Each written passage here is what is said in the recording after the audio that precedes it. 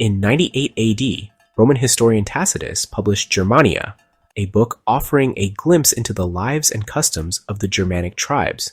This work was not just a historical account, but also a reflection of Roman perceptions and biases.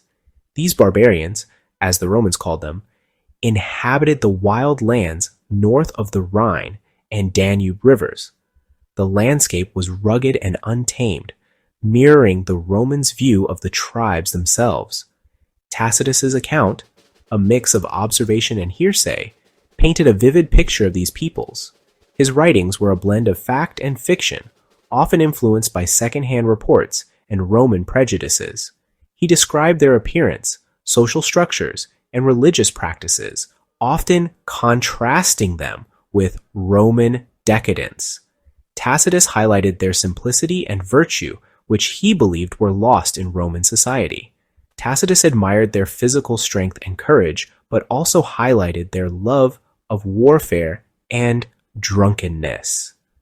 He saw them as both noble savages and dangerous adversaries. Germania reflected the complex relationship between Rome and the Germanic tribes, a mix of admiration, fear, and Roman superiority. This work remains a crucial source for understanding the early Germanic world and Roman attitudes towards it. To understand Germania's appeal, we must understand its context. The Roman Empire, vast and powerful, was not without its internal struggles and external threats. By the late 1st century AD, the Roman Empire had reached its greatest extent, stretching from the British Isles to the sands of Egypt, and from the Iberian Peninsula to the Mesopotamian plains. Yet, beneath the power and prosperity, there were growing anxieties. The grandeur of Rome masked underlying issues that threatened its stability. The empire faced economic instability, political corruption, and a decline in traditional values. These issues eroded the confidence of its citizens and leaders alike. The reign of Domitian was marked by paranoia and repression. His harsh measures and distrust of the Senate created an atmosphere of fear and suspicion. The Germanic tribes, always on the empire's fringes, took on new significance. They were seen not just as barbarians, but as a looming threat to Roman dominance. They represented both a military threat and a cultural counterpoint to Roman society. Their way of life was starkly different from the Roman way, which both fascinated and frightened the Romans. Their martial prowess fueled Roman anxieties about the empire's security. The fear of invasion and the potential for rebellion within the borders were constant concerns.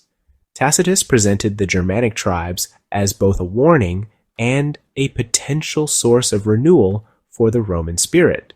His writings highlighted the virtues he believed Rome had lost. His work served as a commentary on Roman society, a reminder of its strengths and vulnerabilities. Tacitus's Germania remains a crucial text for understanding the complex relationship between Rome and its neighbors. For centuries, Germania was an obscure historical text. In the 15th and 16th centuries, with the rise of humanism, Tacitus's work experienced a resurgence.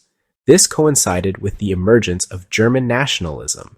German humanists seized upon Germania as evidence of a noble and ancient German heritage.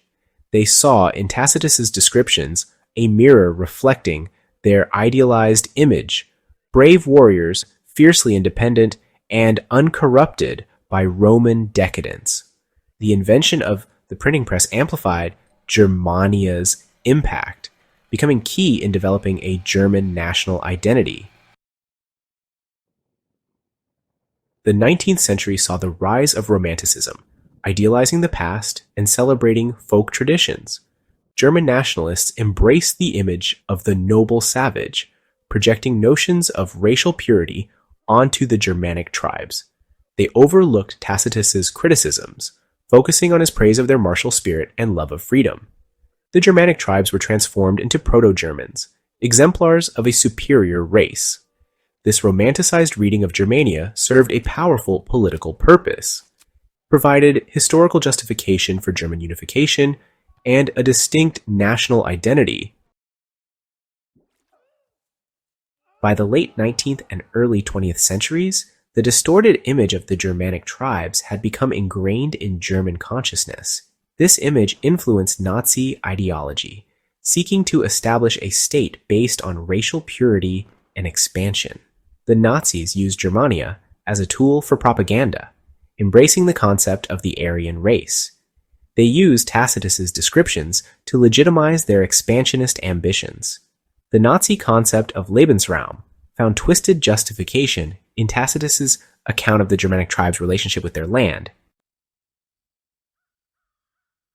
The Nazis used Germania extensively in their propaganda to instill racial pride and historical destiny. Excerpts were included in school textbooks, reinforcing the Nazi narrative of a superior Aryan race.